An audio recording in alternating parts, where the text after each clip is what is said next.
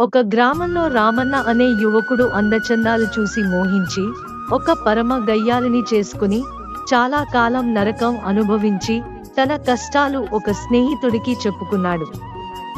ఊళ్ళోకి ఒక సాధువు వచ్చాడని అందరూ తమ కష్టాలు ఆయనకు చెప్పుకుని వాటిని తొలగించుకునే మార్గం తెలుసుకుంటున్నారని స్నేహితుడు రామన్నతో అన్నాడు. రామన్న ఆ సాధువును సందర్శించి తన బాధ చెప్పుకున్నాడు. అంతా విని సాధువు, బాబూ, నేను నీలాగే గయ్యాలి భార్యతో వేగలేక సన్యాసినై తిరుగుతున్నాను. నీకేం సలహా ఇయ్యగలను అని అన్నాడు. తర్వాత రామన్న పొరుగు గ్రామం వేంచేసిన నిత్యానంద స్వాములను కలుసుకుని తన గోడు చెప్పుకున్నాడు. నాయనా, నేను కటిక పేదవాణ్ణి. అందుచేత నాకు పెళ్లి కాలేదు. సంసారం ఎరగను. నీకు సలహా చెప్పే అర్హత నాకు లేదు అని అన్నాడు నిత్యానందుడు.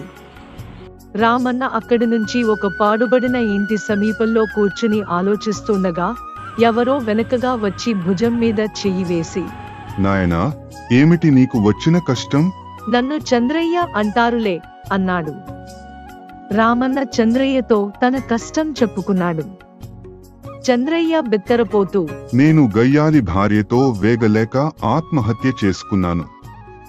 నా భార్య చావు బతుకుల్లో ఉన్నది.